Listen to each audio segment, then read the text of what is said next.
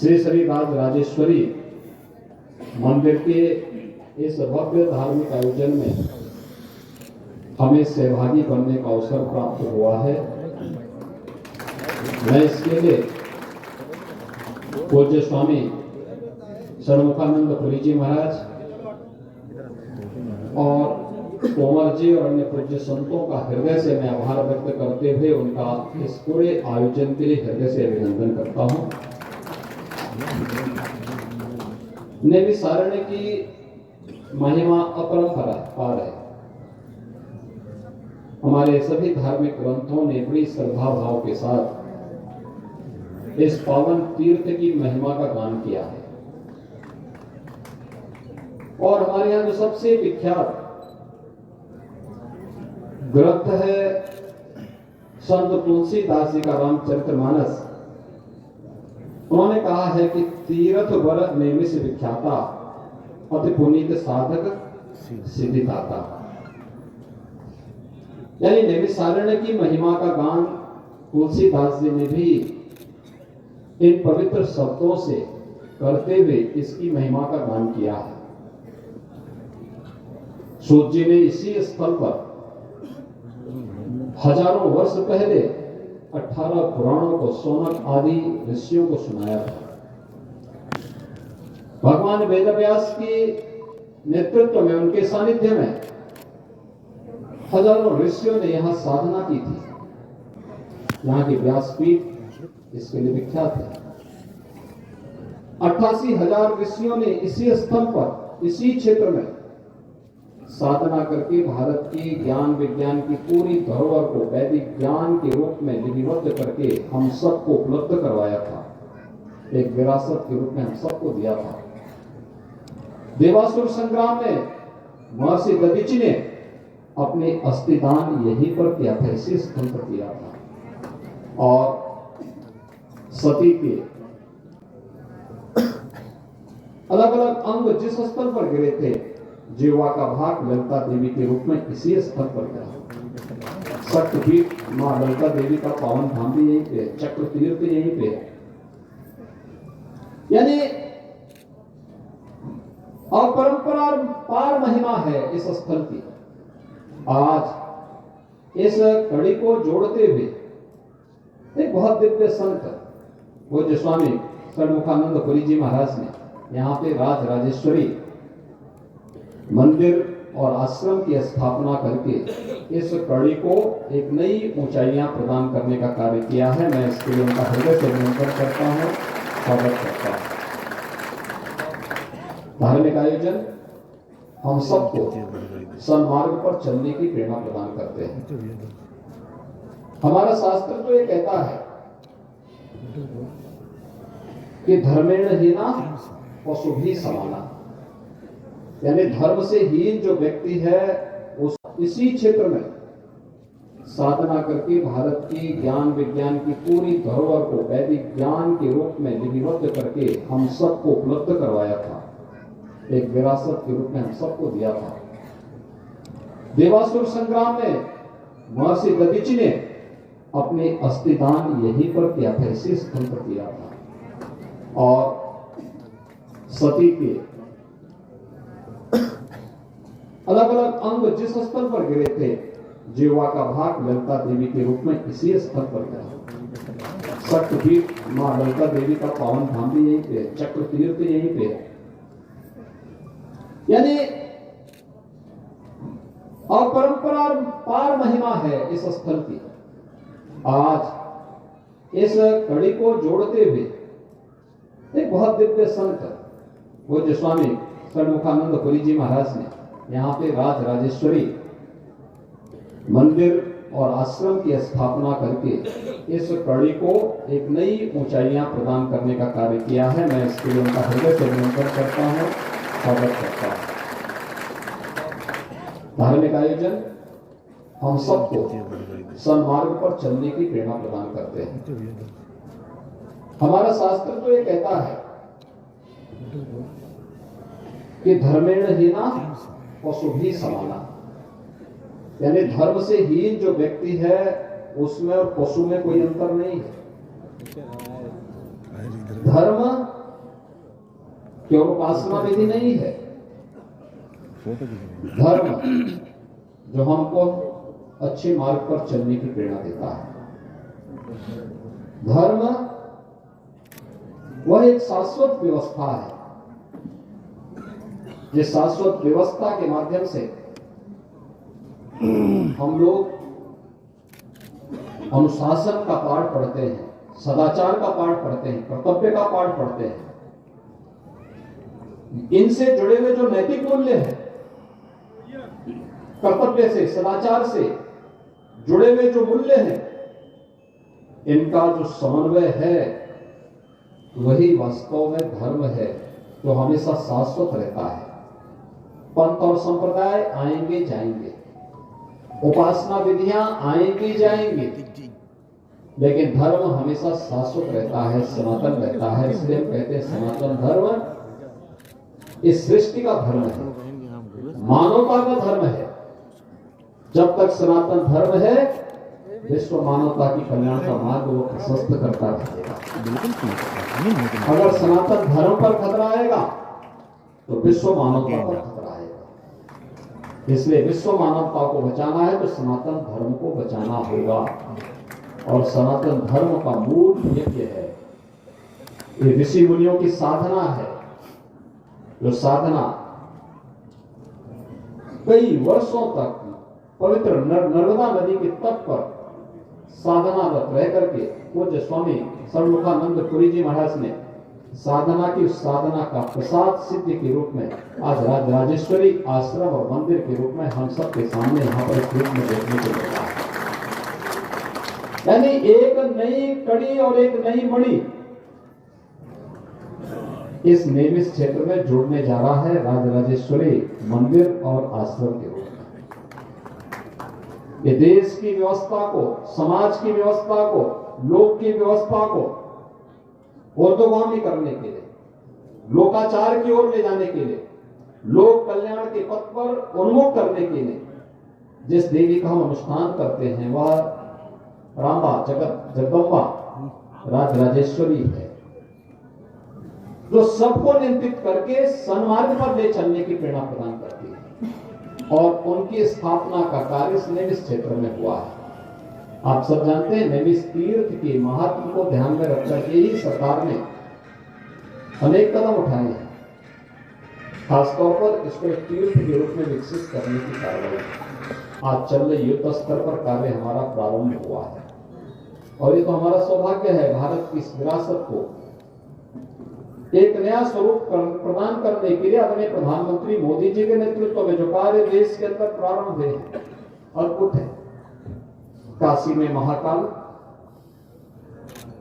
काशी विश्वनाथ धाम को जिस रूप में एक भव्य स्वरूप दिया गया है। आज से 4 साल 5 साल पहले काशी में कोई जाता था, संकरी गलियों में जाने के लिए मजबूर होता था। आज एक भव्य धाम आपके पास है।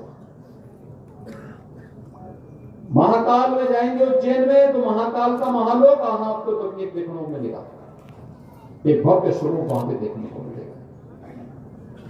ऐसे ही उत्तराखंड में केदारपुरी में और बद्रीनाथ धाम में आप जाएंगे, वहां पर भी पुनरुद्धार का कार्य युद्ध स्तर पर चल रहा है। और अयोध्या के लिए तो कहना ही क्या है, अयोध्या में 5 सदी के बाद अवसर आया है। कोटि सनातन धर्मावलंबियों की आस्था को संबल प्रदान हुआ है। भगवान राम की जो मर्यादा थी उस मर्यादा का पालन करते हुए, न्यायालय के फैसले का पालन करते हुए भारतवासियों ने जिस संयम का परिचय दिया और दुनिया के लिए अनोखा उदाहरण है। और आज वे दर्जनों पीढ़ियां जिनके मन में अभिलाषा थी कि हम भी रामलला के दर्शन करेंगे, रामलला को विराजमान हुआ देखेंगे, अधूरी आशा के साथ वे चले गए, साकेत धाम में प्रवेश कर गए, लीन हो गए। वे देख नहीं पाए, लेकिन हमारी पीढ़ी सौभाग्यशाली है कि हमने रामलला को विराजमान होते हुए देखा, फिर से अयोध्या धाम में विराजमान होते हुए देखा है। ये हमारा सौभाग्य है कि अयोध्या के दिव्य दीपोत्सव के आयोजन के साथ हम सब सक्रिय रूप से सहभागी बनने का अवसर हमें प्राप्त हो रहा है। और ये सभी कुछ न कुछ अच्छे कार्य हो रहे हैं। इन अच्छे कार्यों से हम सबको प्रेरणा लेनी चाहिए। हम सब भी इस कार्य के साथ सहभागी बने। इन धार्मिक आयोजनों के साथ साथ समाज के निर्माण के लिए, लोक कल्याण के लिए हम भी आगे आकर कार्य करें। समाज और सरकार जब मिलकर के एक साथ आगे बढ़ती है तो उसकी प्रोग्रेस होती है, कई गुना बढ़ जाती है। तो परिणाम, पहले काशी में कोई जाता था, संकरी गलियों में जाने के लिए मजबूर होता था। आज एक भव्य धाम आपके पास है। महाकाल में जाएंगे उज्जैन में तो महाकाल का महालोक आपको तकनीक देखने को मिलेगा। एक भव्य स्वरूप वहां पे देखने को मिलेगा। ऐसे ही उत्तराखंड में केदारपुरी में और बद्रीनाथ धाम में आप जाएंगे, वहां पर भी पुनरुद्धार का कार्य युद्ध स्तर पर चल रहा है। और अयोध्या के लिए तो कहना ही क्या है, अयोध्या में 5 सदी के बाद अवसर आया है। कोटि सनातन धर्मावलंबियों की आस्था को संबल प्रदान हुआ है। भगवान राम की जो मर्यादा थी, उस मर्यादा का पालन करते हुए, न्यायालय के फैसले का पालन करते हुए भारतवासियों ने जिस संयम का परिचय दिया और दुनिया के लिए अनोखा उदाहरण है। तो दोनों मन के बीच में, और आज वे दर्जनों पीढ़ियां जिनके मन में अभिलाषा थी कि हम भी रामलला के दर्शन करेंगे, रामलला को विराजमान हुआ देखेंगे, अधूरी आशा के साथ वे चले गए, साकेत धाम में प्रवेश कर गए, लीन हो गए। वे देख नहीं पाए, लेकिन हमारी पीढ़ी सौभाग्यशाली है कि हमने रामलला को विराजमान होते हुए देखा है, फिर से अयोध्या धाम में विराजमान होते हुए देखा है। ये हमारा सौभाग्य है कि अयोध्या के दिव्य दीपोत्सव के आयोजन के साथ हम सब सक्रिय रूप से सहभागी बनने का अवसर हमें प्राप्त हो रहा है। और ये सभी कुछ न कुछ अच्छे कार्य हो रहे हैं।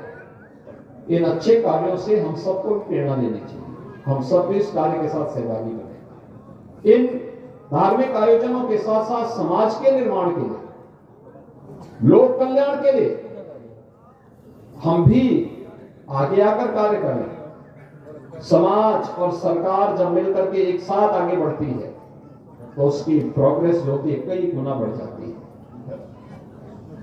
तो परिणाम आते हैं, कई गुना बढ़ जाते हैं। जब एकांगी होता है तो अधूरा रह जाता है। केवल समाज ही नहीं, सरकार भी सहयोग करे। केवल सरकार ही नहीं, समाज भी साथ साथ चले। ये सब मिलकर के जब करेंगे तो कई गुना उसका लाभ मिल जाता है। और आज उसका परिणाम हम सबको यहाँ पर देखने को मिल रहा है। नैमिषारण्य अपने पुरातन वैभव को प्राप्त हो, इसका जो स्वरूप है उसी रूप में फिर से प्राप्त हो सके। वह धर्म के हित में तो है ही, लेकिन अर्थ के हित में भी है।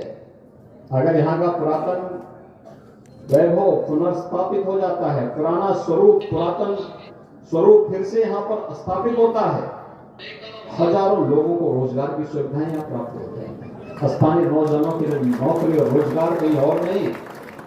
हम अयोध्या में देख रहे थे, अयोध्या में पहले ही सप्ताह में जब मुझे 2-3 बार जाने का अवसर प्राप्त हुआ, प्राण प्रतिष्ठा समारोह के बाद, जो लोग उस समय कुछ लोग विरोध करते थे, जैसे कोई अच्छा कार्य होता है, बहुत सारे लोगों की आदत होती है कि वे सब नकारात्मक दृष्टिकोण से देखते हैं। तो जब हम लोग गए, फिर उन्होंने पूछा, हमने कहा कैसा लग रहा है? उन्होंने कहा अच्छा लग रहा है। हमने वहां के व्यापारियों से पूछा कितना कुछ लाभ भी हो रहा है यहाँ से कि केवल लोगों की भीड़ आ रही है? उन्होंने कहा साहब हमारा बिजनेस एक सप्ताह में 30 गुना बढ़ गया है। अब आप अनुमान कर लीजिए। तो यही होता है, जब अच्छा कार्य होता है तो समाज का हर तबका उससे लाभान्वित होता है। यज्ञ भी होता है तो यज्ञ में हर तबका लाभान्वित होता है। एक राजमिस्त्री से लेकर के, एक श्रमिक से लेकर के एक यज्ञाचार्य तक, हर एक को पुण्य प्राप्त होता है। और उस पुण्य के साथ हम सब भी सहभागी बन सके। इसलिए राष्ट्र निर्माण की जो प्रवर्तमान अभियान है, प्रधानमंत्री मोदी जी के नेतृत्व में जो कार्यक्रम देश के अंदर चल रहा है, उसका उद्देश्य एक ही है, हम सब के लिए जाति, पंथ, भेष, भूषा, खान पान, इन सब से ऊपर उठ करके हम सब अपने देश के बारे में सोचें। मैं धार्मिक इसलिए हूं क्योंकि मुझे देश के लिए कार्य करना है, क्योंकि देश हमारे लिए पहले है और इस देश से हम सब कार्य करेंगे। मेरी साधना इसलिए वो देश के हित में लगे, मेरा वैभव इसलिए वो देश के हित में लगे। जिस दिन हर भारतवासी इस प्रकार के भाव के साथ कार्य करना प्रारंभ कर देगा, याद रखना, भारत को दुनिया की सबसे बड़ी ताकत के रूप में स्थापित होने से कोई रोक नहीं सकता और हम सबको उस दिशा में आगे बढ़ना पड़ेगा। यहाँ पर मैं पूज्य संतों के चरणों में एक बार पुनः प्रणाम करता हूँ, जिन लोगों ने बड़ी पवित्र भावना के साथ यहाँ पे इतने दूर स्थल पर भी, थोड़ी सी दूरी पे के बावजूद भी, संसाधनों के अभाव में भी प्राचीन अरण्य संस्कृति को पुनर्स्थापित करते हुए इस राजेश्वरी आश्रम और देवी के इस भव्य विग्रह को यहां पर स्थापित करने का योगदान किया है। और मैं उन्हें इस बात के लिए आश्वस्त करता हूं कि ये पवित्र धार्मिक आयोजन है, लोक कल्याण के लिए है, राष्ट्र कल्याण के लिए है। लोक कल्याण का अंततः उद्देश्य राष्ट्र कल्याण होता है और राष्ट्र कल्याण का उद्देश्य भी लोक कल्याण से जुड़ा हुआ है, एक दूसरे के पूरक, इन दोनों को एक दूसरे से अलग नहीं किया जा सकता। इसलिए जो पवित्र कार्य हो रहा है, इस पवित्र कार्य के साथ सरकार भी हर प्रकार का सहयोग और सपोर्ट करेगी।